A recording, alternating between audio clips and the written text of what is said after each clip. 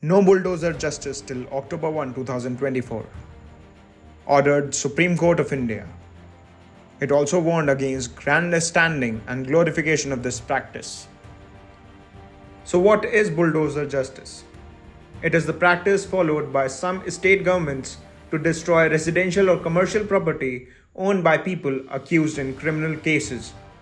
A bench of Justices B.R. Gavai and K.V. Vishwanathan passed this direction in a batch of petitions which accused various state governments of demolishing the buildings and properties of persons accused of crimes as a punitive measure. The Supreme Court passed an interim order that no demolition should take place in the country without its permission.